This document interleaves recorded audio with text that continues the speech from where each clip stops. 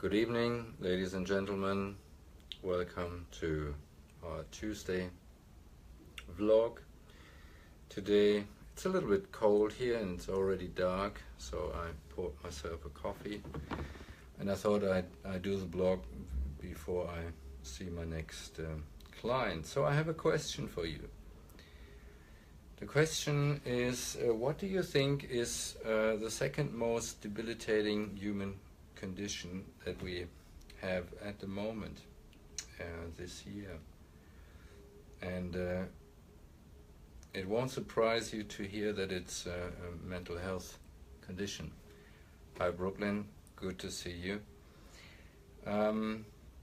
So the answer is it's actually depression.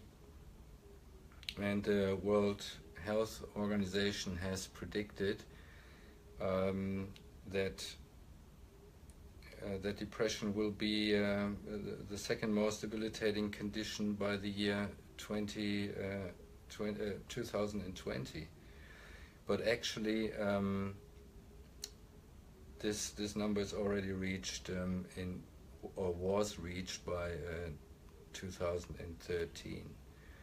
So it's pretty clear that depression is seriously on the rise, and I had a chat to a colleague about this last night, and she mentioned that one fifth of the Australian population is diagnosed with either depression, anxiety, and or substance use, and this is really like absolutely not surprising number, but almost I can't imagine that it's so high, but it's actually true. It is true, and it's true. And I also thought about the number of suicides per year. It's when you look up the statistics, it's 3,000 Australians kill themselves every year, which is a pretty sad figure. And so these vlogs are really about raising awareness about mental health. So, and it's about raising awareness that help is available, and there's a lot of treatments available. And what I can certainly say is that any treatment is better than no treatment. You can certainly go to the doctor. There are not only mental health care plans available, but also people can get services under ATAPs without having to pay much or anything out of pocket. So we need to really spread the news that depression is not something that can be sort of devalued as the common cold of mental health, something like that. It's not true.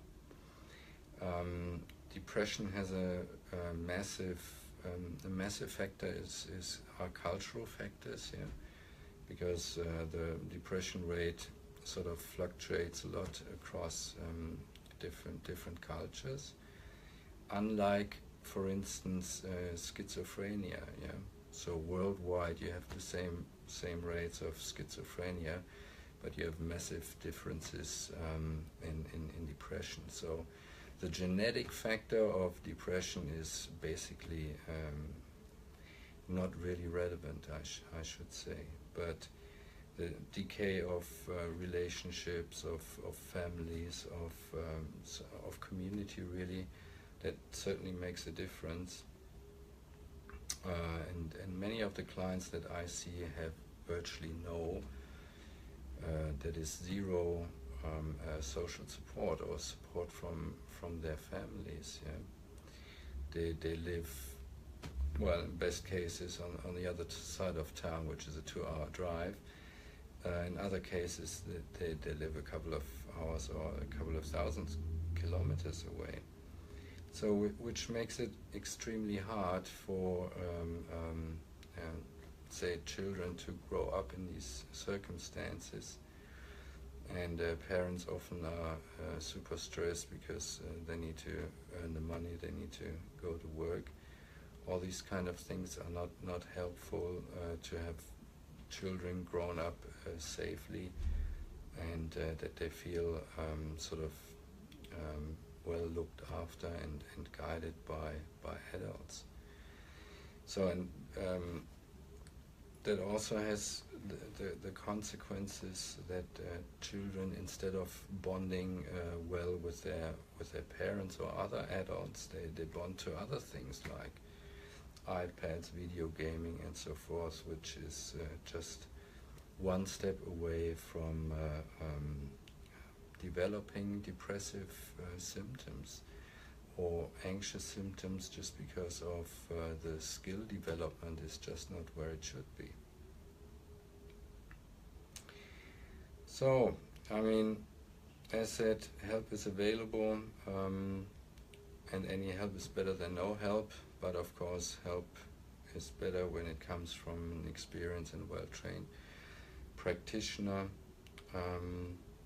So yeah, I'd like to find a closure now by saying, look, if you think anyone could benefit from this information, just share it on your Facebook page and like it, and or press the love button, whatever it is. And yeah, I think that's it from me now. So from my experience, it's very clear that psychological therapy can make the difference, that makes a difference in your life too, and in the life of the loved ones. So when I look here at my trusted laptop, it's 5:58, so I'm gonna leave you now, and yeah, stay tuned, and I shall see you then probably on Thursday. Bye for now.